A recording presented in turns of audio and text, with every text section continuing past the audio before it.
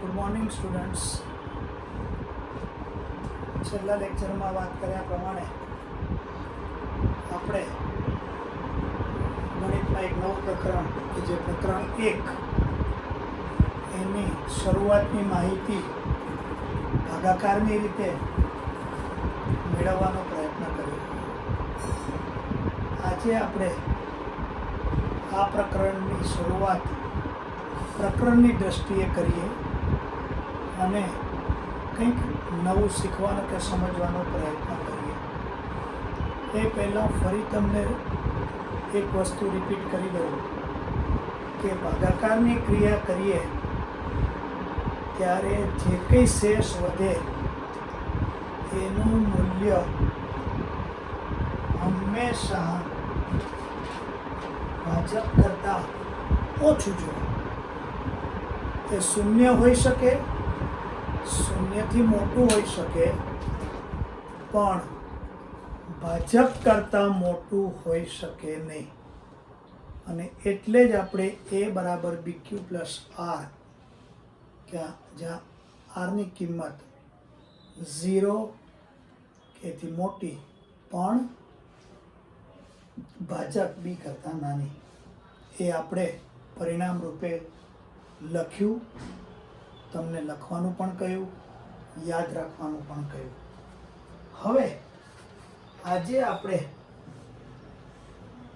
આ ભાગાકારનો જે પૂર્વ પ્રમેયનો સિદ્ધાંત a = BQ પ્લસ R, એના આધારે આપણે ગુસા, ગુરુત્તમ સાધારણ અવયવ, લસા, લઘુત્તમ સાધારણ અવયવી એ શીખવાનું છે.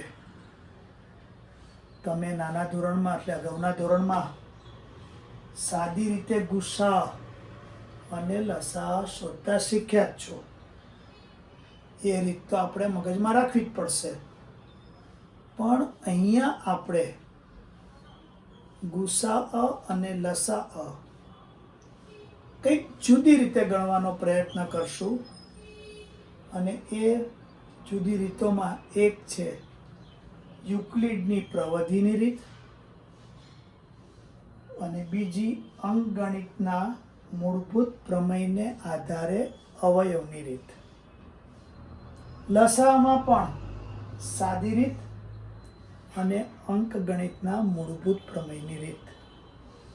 હું જે બોલ્યો એમાં કદાચ તમે જો ધ્યાનથી સાંભળતા હશો તેમ થશે કે ગુસામાં સર યુક્લિડની ભાગ પ્રવિધિની રીત બોલ્યા પણ લસામાં બોલ્યા નહીં. તમે સાચું જ સમજ્યા છો કે લસા યુક્લિડની ભાગ પ્રવિધિથી શોધી શકાય નહીં. તો સૌથી પહેલાં તો આ પ્રકરણમાં આપણે આ ગુસા લસા શોધવાની રીતો જે છે એનો અભ્યાસ કરીશું અને ભાગાકારના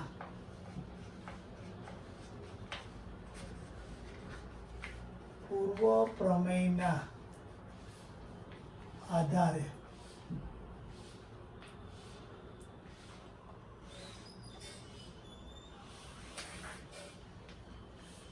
એક છે ગુસા શોધવું,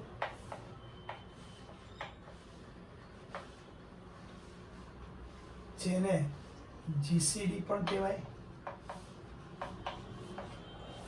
અને બીજું છે લસા, જેને LCM પણ કહેવાય. હવે આ ગુસા શોધવાની રીતોની વાત કરીએ તો સાદી રીત જે અત્યાર લગી તમે શીખતા આવ્યા છે. બીજી છે યુક્લિડની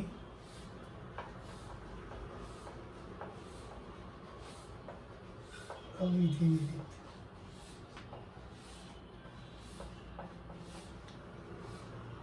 અને ત્રીજી છે અંકગણિત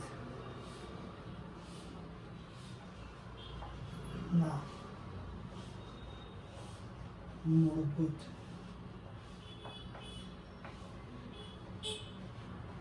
પ્રમેયની રીત. એની સામે લસામાં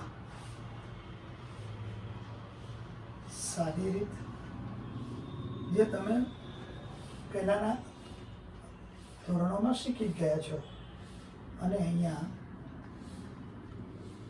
અંકગણિતના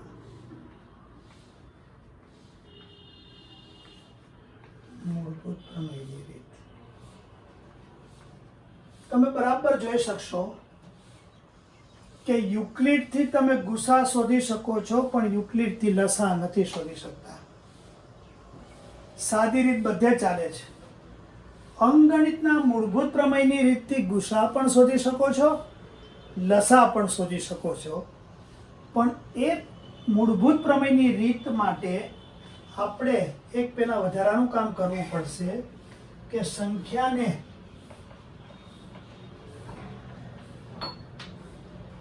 અવિભાજ્ય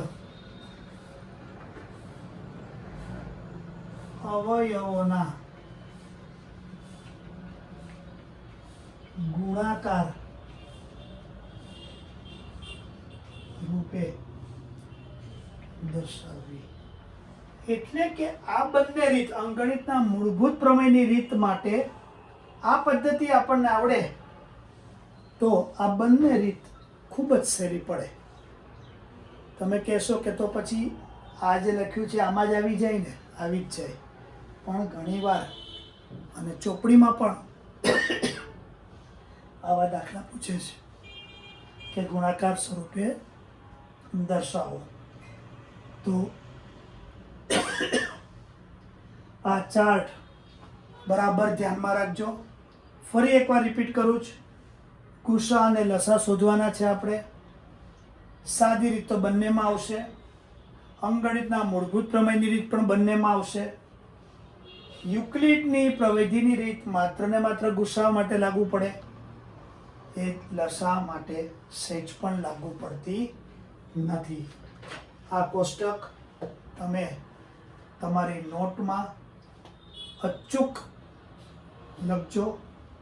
શક્ય હશે તો મારા અક્ષરમાં લખેલું આ ચાર્ટ તમને હું વોટ્સઅપ પણ કરી દઈશ, કે જેથી તમને ખ્યાલ રહે કે ક્યાં કઈ રીત આવે. આજે આપણે આ ગુસા એની સાદી રીત અને ત્યાર પછી પ્રવેધીની રીતથી આ પ્રકરણમાં આગળ વધવાની શરૂઆત કરીશું.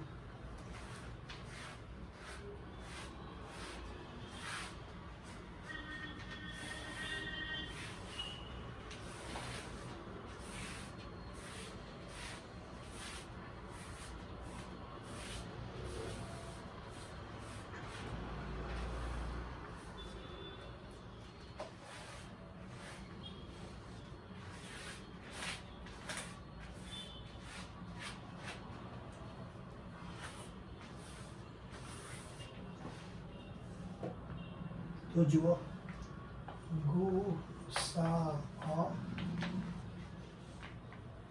જીસીડી ગુરુત્તમ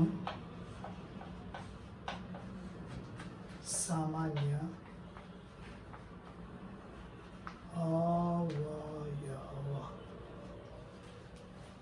સૌથી પહેલા તો હું સાદી રીત લઈશ. ખરેખર તો આ તમને આવડે જ છે અને આવડતી જ હોવી જોઈએ, કારણ કે અગાઉના ધોરણમાં તમે શીખ્યા જ છો.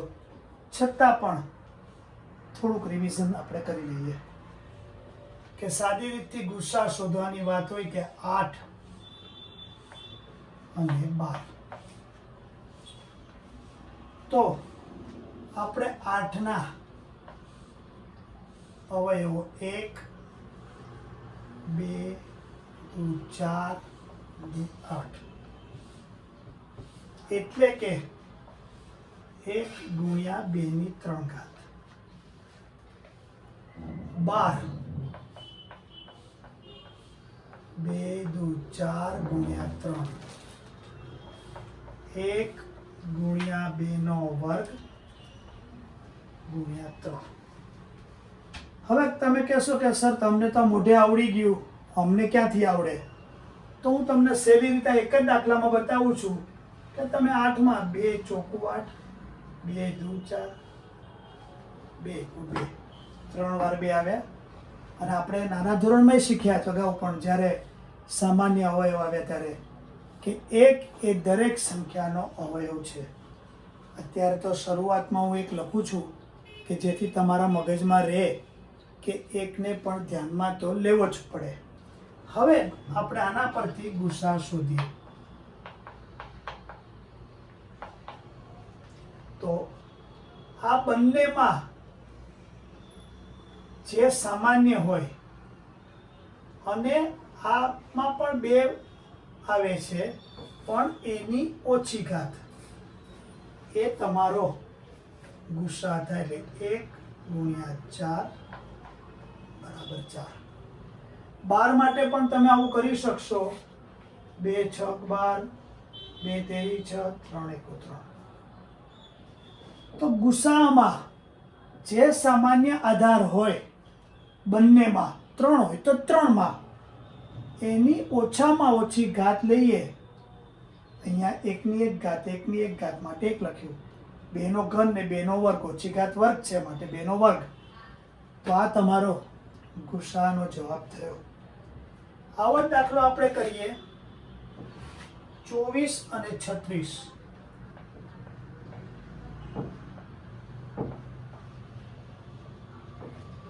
તો તમે 24ના અવયવ પાડશો, આવી રીતે પાડશો તો 1 2નો ઘન 8 × 3 અને 36ના તમે પાડશો 1 × 2નો વર્ગ × 3નો વર્ગ. ફરી ગુસા 1 તો આવશે જ. 2ની 3 ઘાત ને 2નો વર્ગ એટલે 2નો વર્ગ. 3 પણ બંનેમાં છે પણ 3ની 2 ઘાત ને 3ની 1 ઘાત એટલે 1 ઘાત. 1 × 4 × 3 4 × 12. તો આનો જવાબ 12 આવ્યો. બરાબર. ત્યાર પછી આપણે એક બીજો દાખલો કરીએ.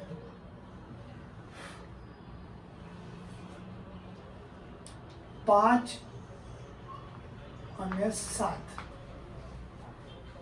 તો તમે જુઓ 5 = 1 × 5, કોઈ બીજા અવયવ ન પડે. 1 × 7. તો આનો ગુસા માત્ર 1 છે. એવો જ એક લઈએ 11 અને 13. તો 11ના પણ અવયવ ન પડે, અવિભાજ્ય સંખ્યા છે. 13 પણ અવિભાજ્ય છે. તો આનો ગુસા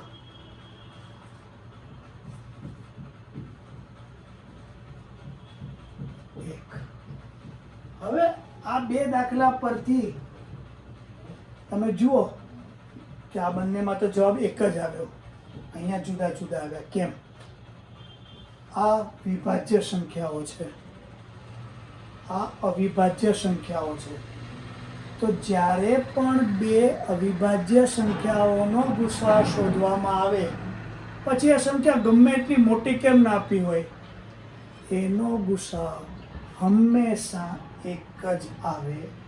અને એટલે આપણે ગુસા માટેનું એક બહુ જ અગત્યનું પરિણામ હું અહીંયા લખું છું, જે તમારા ઓબ્જેક્ટિવ માટે ખૂબ કામનું છે. આ પ્રકારનો બહુ જ અગત્યનો પહેલો ઓબ્જેક્ટિવ કે 2 અવિભાજ્ય સંખ્યાઓનો ગુસા ખાલી જગ્યા હોય છે.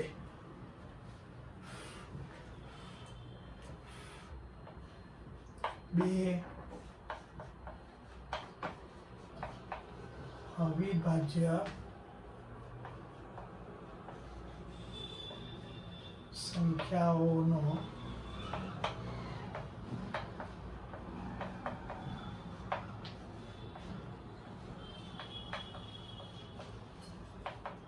આ પરિણામ તમારે બરાબર યાદ રાખવાનું છે. હવે પરીક્ષામાં આ જ વસ્તુ પૂછે, પણ પરીક્ષક છે, તમે કેટલું સમજીને શીખ્યા છો કે મગજમાં રાખ્યું છે એને ચકાસવા માટે થોડું જુદી રીતે મૂકે. જેમ કે જો પી અને ક્યુ અવિભાજ્ય પૂર્ણાંકો હોય તો તેમનો ગુસાઅ ખાલી જગ્યા છે. સ્વાભાવિક છે, એક જ આવે કારણ કે અવિભાજ્ય શબ્દ આવ્યો છે. આને હજી એક જુદી રીતે પૂછે કે જો પી ક્યુ અને આર અવિભાજ્ય સંખ્યાઓ હોય તો તેમનો ગુસાઅ ખાલી જગ્યા છે. જવાબ એક જ આવશે. બહુ જ ક્લિયર છે.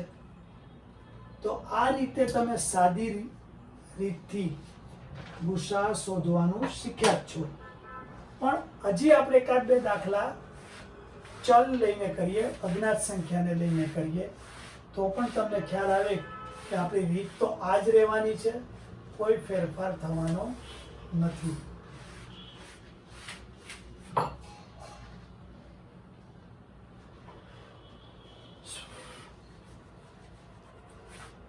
સોલ એક્સ વર્ગ અને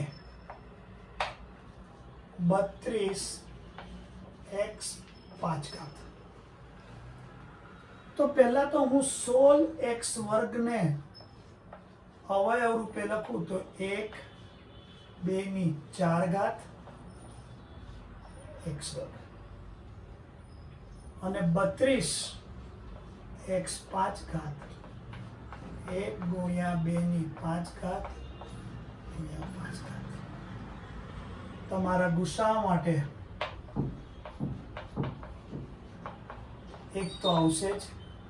2 ની 4 ને 2 ની 5 એટલે 2 ની 4, x ની 5 અને x ની 2 એટલે x ની 2, તો 2 નો ચતુર્ઘાત 16 x વર્ગ.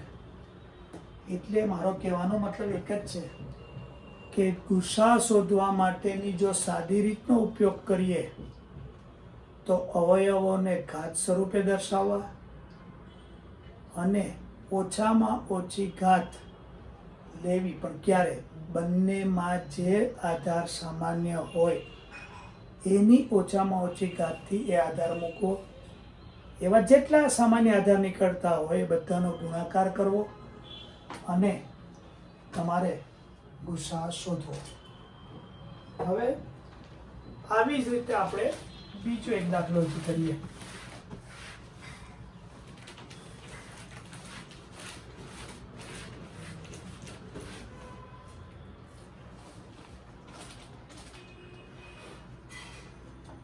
આઠ એક્સ ની 51 ઘાત અને 14 એક્સ ની 111 ઘાત.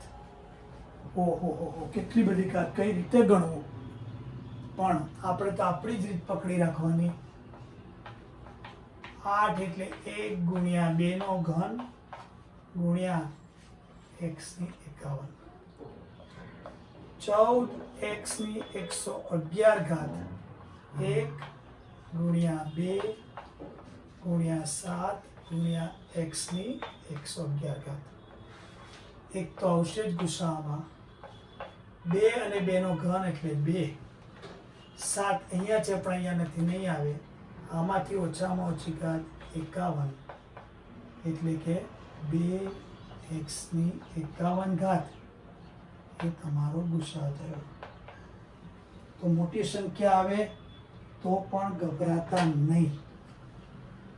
હવે આવો જ એક દાખલો કરીએ કે જેથી સાદી રીત તમે બરાબર સમજી પણ ગયા હશો, પેલા પણ કરેલી છે એટલે યાદ પણ આવી ગયું હશે.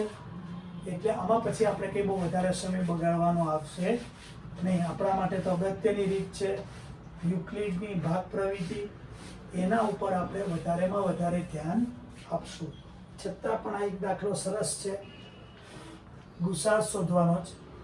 8x ઓછા 4 નો વર્ગ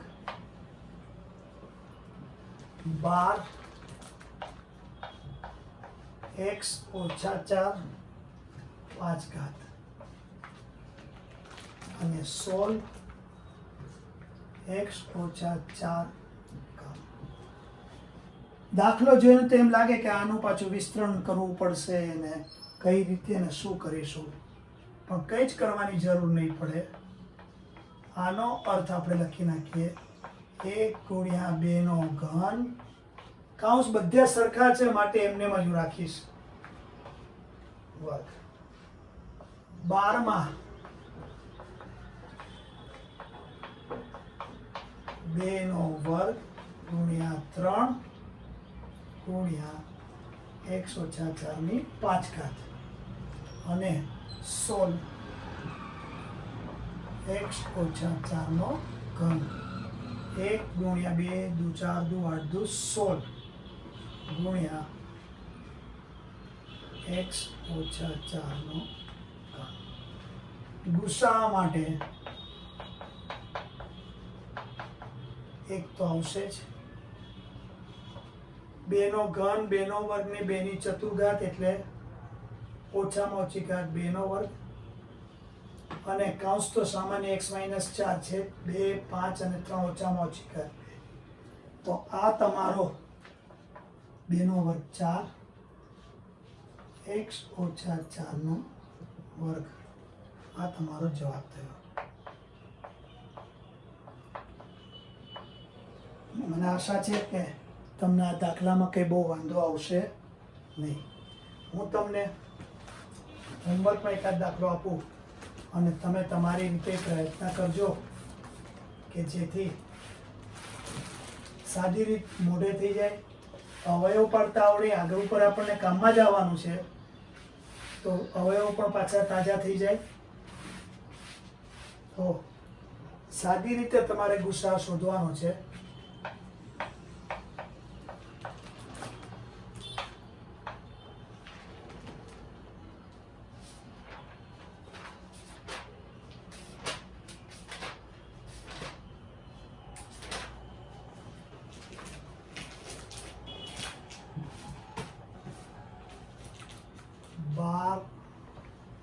x અને 48x ચતુર્ઘાત.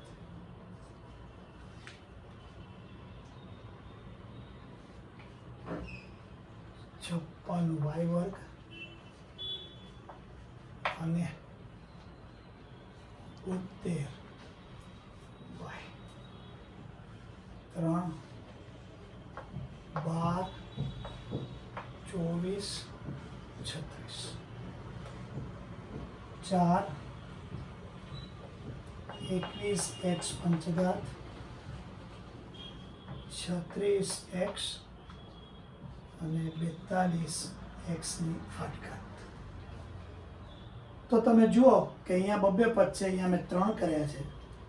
અને એક પાંચમો દાખલો પણ તમને આપું, 2x વર્ગ એનો ઘન, 2x ના ઘનનો વર્ગ અને 8x ચતુર્ઘાત. તમે આ 5 દાખલા મોઢે કરજો અને કરવાનો પ્રયત્ન કરજો. માને એવું લાગે કે કદાચ આ દાખલામાં તમને મુશ્કેલી પડશે કે કઈ રીતે કરવો, સરે તો આવો દાખલો ક્યાંય કરાવ્યો નહીં ને હોમવર્કમાં આપી દીધો, પણ આ બધા જો બરાબર કરશો અને 8મા ધોરણનું ઘાતાંકનું પ્રકરણ યાદ કરશો તો તમે એને સાદું રૂપ આપશો એટલે આવું જ કંઈક સ્વરૂપ થઈ જશે અને ત્યાર પછી તમે સહેલાઈથી ગુસાઅ શોધી શકશો. તમે પ્રયત્ન કરજો, ખોટો પણ ગણજો. નેક્સ્ટ લેક્ચર હું આ જ દાખલાથી શરૂ કરીશ, સોલ્વ કરીશ અને આપણે આ સાદી રીત પછીની ગુસાઅ શોધવા માટેની યુક્લિડની ભાગ પ્રવિધિની રીત કે જે આ પ્રકરણની સૌથી વધારે અગત્યની અને પેપર માટે, પરીક્ષા માટે સૌથી આ પ્રકરણનો અગત્યનો ટોપિક એ સમજશું. પહેલાં કયા કયા સ્ટેપ કરવા, કઈ રીતે ગણવું અને કઈ રીતે આપણે એનો ગુસાઅ શોધવો એ 1 by 1 દાખલા ગણીશું. આમાં થોડા વધારે દાખલા ગણવાના છીએ, સાથે સાથે હોમવર્ક પણ મળવાનું છે. તો માનસિક રીતે તૈયારી રાખજો. આજે પૂરું કરીએ છીએ. Thank you very much.